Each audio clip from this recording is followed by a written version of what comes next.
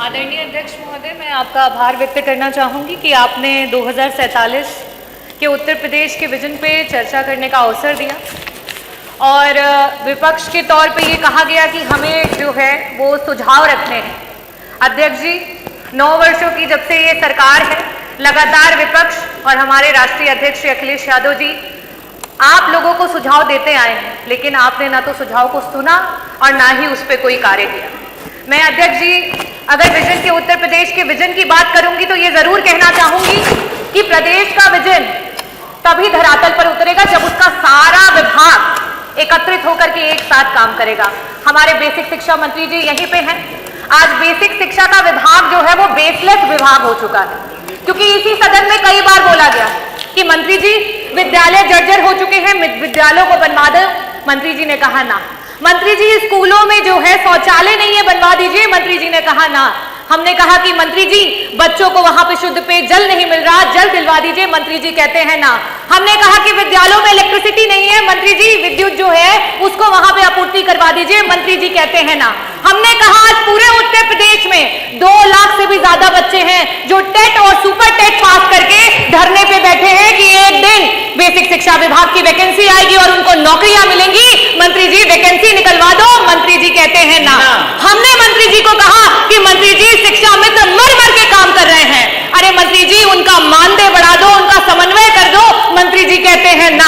हमने मंत्री जी को कहा कि मंत्री जी रसोइया मात्र 2000 में काम करती हैं, हमारी रसोइयों का मानदेय बढ़ा दो। मंत्री जी कहते हैं ना।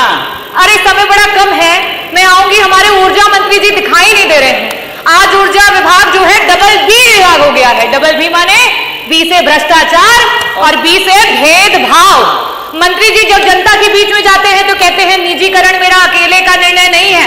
मंत्री जी जब अपने अधिकारियों के बीच बैठते हैं तो कहते हैं अरे तुम लोगों ने तो विभाग की नाक कटा दी है, आज बिजली विभाग जो है वो अंधा और गूंगा हो गया है। लेकिन वही जब इस सदन में मंत्री जी बैठते हैं और हम कहते हैं कि मंत्री जी निजीकरण जो है विभाग को मत बेचो, तो मंत्री जी कहते हैं ना। मंत्री जी ट्रांसफार्मर हर रोज खराब हो रहे हैं, एक ट्रांसफार्मर बन करके 75 बार लग रहे हैं। मंत्री जी ट्रांसफार्मर जो है क्षमता वृद्धि करा दो।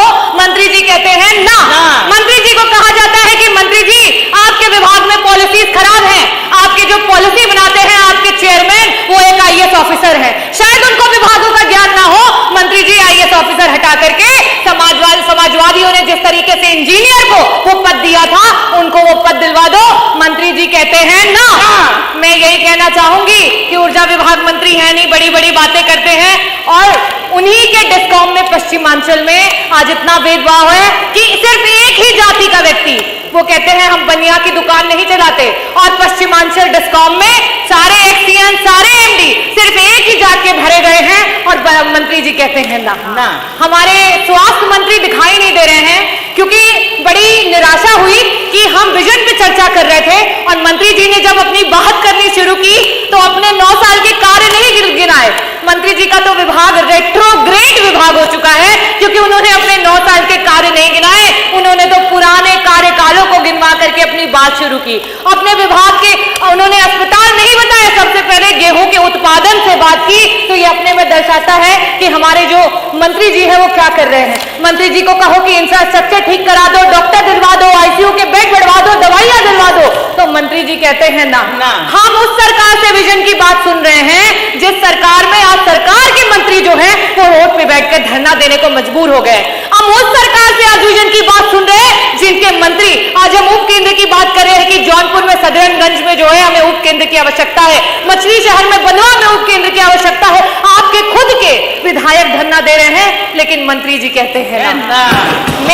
मैं शुभकामनाएं देना चाहूंगी हमारे माननीय आबकारी मंत्री जी हैं कि आज मधुशालाएं हर जगह दिखाई दे रही हैं और हमारी पाठशालाएं बंद होती चली जा रही हैं। वाह सरकार वाह। मैं धन्यवाद करना चाहूंगी अध्यक्ष जी आपको। हमारे संसदीय मंत्री जी इस समय नहीं है, आज बहुत ऊंची बात कर गए मंत्री जी, बहुत बड़ी बात कर गए। उन्होंने कहा कि जापान में 50% से भी ज्यादा बुद्धिज्म को फॉलो किया जाता है, बौद्धिस्ट है, लेकिन उनके बच्चों को क्या सिखाया जाता है? उनके बच्चों को यह बताया जाता है कि अगर भगवान बुद्ध भी आ जाए और आपके देश के खिलाफ बोले तो आप बुद्ध के खिलाफ चले जाइएगा। ये आपका देश प्रेम है। हमारा देश 80% हिंदुओं का है। 2011 के सेंसस से बता रही हूं, लेकिन उसके बाद भी अपना देश का हिंदू जो है वो खतरे में है। आप किसी मंचों से ये बात कह दें या हमें कहने को बोल दें कि हम अपने बच्चों को ये सिखा सके कि अगर श्री राम भी आ जाए और आपके देश के खिलाफ बोले तो आप उनको भी नकार देना, क्योंकि आपके लिए सबसे पहले आपका देश है और उसके बाद धर्म है। जो धर्म पे सियासत करते हो वो इन बातों को क्या बोलेंगे? और इसीलिए जापान आज विकसित देश है और आज हम कहां पे हैं? आज अभी हम डेवलपिंग कंट्री हैं। मैं अध्यक्ष जी आपका आभार व्यक्त करना चाहूंगी कि आपने मुझे विजन पे अपनी बातों को रखने का अवसर दिया और मैं चंद बातों से अपनी बातों को खत्म करूंगी। अभी पूरा नहीं हुआ है क्योंकि विभाग तो बहुत सारे हैं। अगर बोलने पे आती तो सारे विभागों की, आपके सारे विभागों की धरातल की स्थिति, और आप जो ये बात कह रहे हैं आपको बुरा लगेगा। यही चीज संसदीय मंत्री जी ने कहा और इसी पे कहना चाहूंगी कि मैं मुजरिम हूं। क्या ये मुजरिम, क्या मैं मुजरिम कहलाऊंगा? अरे सुन तो लीजिए, अरे सुन तो लीजिए, अरे हिम्मत तो रखिए, अरे सुन तो लीजिए। मैं यही कहना चाहूंगी कि क्या मैं मुजरिम कहलाऊंगा? क्या मैं मुजरिम कहलाऊंगा? क्या होगा इल्जाम मेरा? हरे रंग से हिंदू लिख दूं, भगवे से इस्लाम बता। और मैं यही बताना चाहूंगी कि क्या इल्जाम होगा मेरा अगर मैं हरे रंग से हिंदू लिख दूं और भगवे से इस्लाम बता। यही जो आप चिल्ला रहे हैं, चीख रहे हैं, यही मेरा इल्जाम होगा।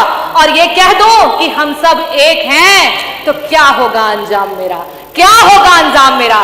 संविधान की जय, भारत माता की जय, जय भीम, जय समाजवाद। एक बार